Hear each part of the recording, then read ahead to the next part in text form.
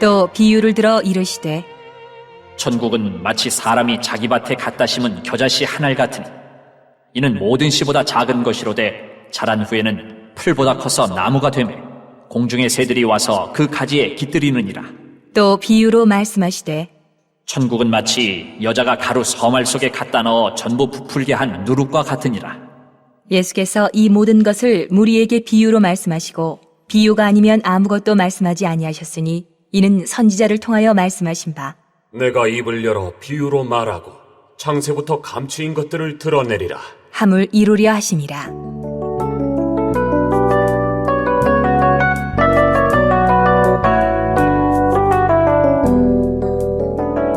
이에 예수께서 무리를 떠나사 집에 들어가시니 제자들이 나아와 이르되 밭의 가라지의 비유를 우리에게 설명하여 주소서. 대답하여 이르시되 좋은 씨를 뿌리는 이는 인자요 밭은 세상이요 좋은 씨는 천국의 아들들이요 가라지는 악한 자의 아들들이요 가라지를 뿌린 원수는 마귀요 추수때는 세상 끝이요 추수꾼은 천사들이니 그런즉 가라지를 거두어 불에 사르는 것 같이 세상 끝에도 그러하리라.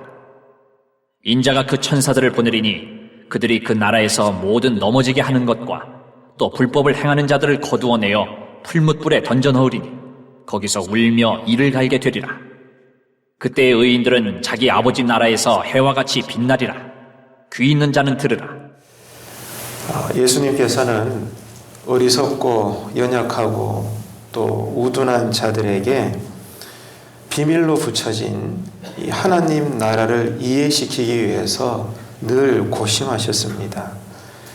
이 때문에 다양한 비유를 동원하셔서 여러 각도로 하나님 나라의 모습을 설명을 하셨습니다. 이처럼 비유라는 것은 감추인 것을 드러내는 역할을 합니다.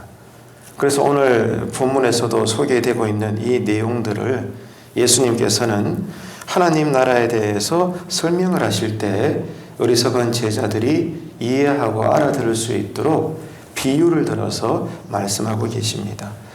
한 3가지 정도를 우리가 지나가는 이 본문 말씀을 통해서 다루게 될 텐데 오늘은 첫 번째만 짧게 말씀을 상고하겠습니다.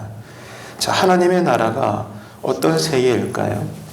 그리고 우리가 그토록 바라보기 원하고 또 가지며 누리기 원하는 이 땅 여기에서부터의 믿는 자로서의 천국의 삶은 어떤 것일까? 여기에 대해서 예수님은 오늘 또 여러 가지 비유로 설명을 하셨습니다. 첫째는 하나님의 나라는 아주 강력한 생명력이 있다는 거예요. 하나님의 나라는 어떤 황금길이 깔려 있고 아주 삐까번쩍한 다이아몬드로 집이 세워져 있고 이런 것이 아니라 이 하나님의 나라라고 하는 천국, 이 상태 그 자체가 아주 강력한 생명력이 있어서 성장한다는 거예요. 이것이 주님께서 제자들에게 설명하시는 맥락입니다. 예수님은 천국을 어떻게 설명을 하고 계시는가 하면 마치 밭에 심겨져 있는 겨자씨 한 알과 같다. 이렇게 비유를 들어서 설명을 하고 계십니다. 여러분, 겨자씨는 어떤 씨앗이죠? 그 당시 팔레스틴 지역에서 다루고 있는 다양한 종류의 씨앗들이 있는데 그 씨앗 자체가 작잖아요. 그런데 그 씨앗 중에서도 가장 작은 크기의 씨앗이 보잘것없는 씨앗이 겨자씨입니다. 그런데도 불구하고 이 작디 작은 씨앗이 땅에 떨어져서 싹이 트고 자라나게 되면 훗날 어떻게 되는가? 나무처럼 커진다는 거예요. 그렇게 되면 주변에 날아다니는 새들이 피곤해서 쉬고 싶을 때 푸투툭 거리면서 그 자라난 나뭇가지에 다 앉아가지고 깃들여져서 거기서 쉼을 얻게 된다는 것입니다. 그러니까 아무리 작아도 살아있다면, 그래서 거기에 생명력이 있다면 그 씨앗은 반드시 자라나가게 되어 있다. 그 자람을 통해서 다른 생명들이 도움을 얻는다. 축복의 통로가 된다는 거예요. 주님은 이런 상태를 천국이다. 하나님 나라에 감추어진 비밀이다. 이렇게 설명을 하시는 겁니다. 하나님께서 오늘 이 새벽에도 여러분 마음에 두신 믿음이 있습니다. 그 믿음이 있기 때문에 오늘 새벽에도 여러분은 벌떡 일어나서 주님께서 부르시니 이 제단에 나와 기도하시는 겁니다. 믿음이 여러분을 움직이는 거예요.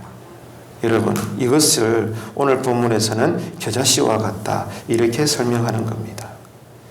물론 세상의 관점에서 볼 때, 주변 사람들이 여러분을 볼 때, 세상의 원리로 내가 나를 볼 때는 어떤 존재냐 한마디로 이야기하면 사실 별 볼 일이 없죠. 우리가 이 예배당 안에서 신자들끼리 만날 때는 얼마나 서로를 존대합니까? 그죠? 집사님, 장로님, 권사님. 늘 서로 만나면 존경하고 존중하고 깍듯이 대합니다. 근데 대다수는 밖에서는 어떻습니까? 우리는 세상 사람들로부터 쉽게 무시를 당합니다. 나이 들었다고, 할 게 없다고, 보잘것없다고. 얼마나 우리는 그러한 대접들을 받습니까? 여러분, 세상은 그런 거예요.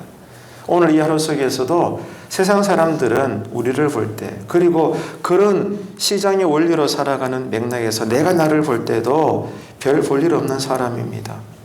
아무런 변화도 없는 신앙생활 같지만, 그러나 가랑비가 어떤 역할을 하죠? 알고 보면 어느새 우리의 옷깃을 젖게 만듭니다.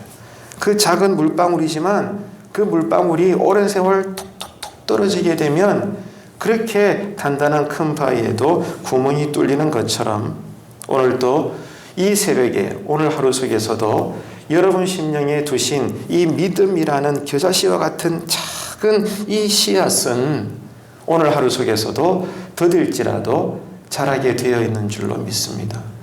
왜요? 주님이 생명이시고 그 생명 되신 주님께서 우리에게 생명이 깃들어 있는 믿음을 주셨기 때문에 이 믿음의 씨앗은 반드시 자라나게 되어 있습니다. 아무리 힘들어도 어려워도 고달파도 여러분 자라나가게 되어 있는 거예요. 그렇기 때문에 오늘 이 새벽에 우리는 모두가 감사할 수 있습니다. 왜? 왜 감사할까요? 나에게 뭐가 주어졌으니까? 비록 겨자씨와 같지만 믿음이 주어져 있으니까. 나에게 믿음이 있음으로 말미암아 감사할 수 있는 새벽 제단 되시기를 바랍니다. 그리고 우리의 이 믿음이 계속 자라나갈 수 있는 오늘 하루가 되셔서 왜 자라나가는가? 많은 이유가 있겠지만 주님께서 찾으시는 그것은 여러분의 이 자라나는 믿음이라는 나무를 통해 누군가가 도움을 받는다는 거예요. 누군가가 쉼을 얻을 수 있다는 거예요. 여러분의 믿음 때문에, 여러분의 신앙 때문에, 여러분들의 섬김 때문에 누군가가 기뻐할 수 있고 쉼을 얻을 수 있고 궁극적으로는 여러분 때문에 그 사람들이 주님을 찾게 된다면 주님께서는 십자가에 지신 것이 가치가 있었다. 그렇게 여기실 것입니다. 오늘 이 하루 속에서도 이런 다른 사람들에게 내가 큰 나무로서 쉼을 줄 수 있는 축복의 통로가 되시기를 주님의 이름으로 축복합니다. 이 은혜가 우리에게 오늘 하루 종일 임하셔서 여러분 그런 말이 있잖아요.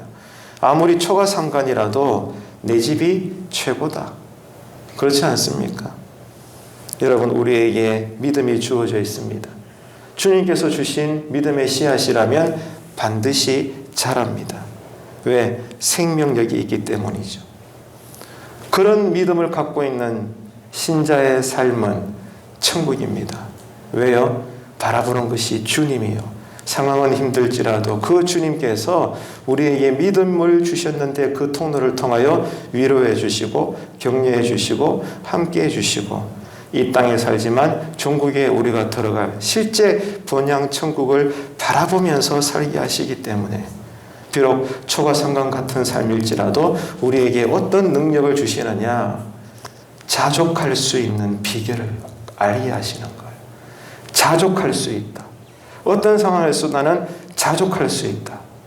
기뻐할 수 없는 상황인데도 기뻐할 수 있다. 감사할 수 없는 상황인데도 감사의 조건을 찾을 수 있다. 이게 하나님 나라의 비밀이며 신자가 가지고 있는 믿음의 능력이며 그 안에서 살아가는 삶의 천국은 우리 마음에서부터 깃드는 것입니다. 이 신앙의 내용, 이 신앙의 잠재력이 오늘도 쭉쭉 자라나서 주님 보시기에 믿음의 거성으로서의 큰 나무가 되셔서 많은 주변 사람들에게 예수 이름으로 유익을 줄 수 있는, 그러므로 복음을 소개할 수 있는 저와 여러분의 이 하루가 되시기를 주님의 이름으로 축원합니다.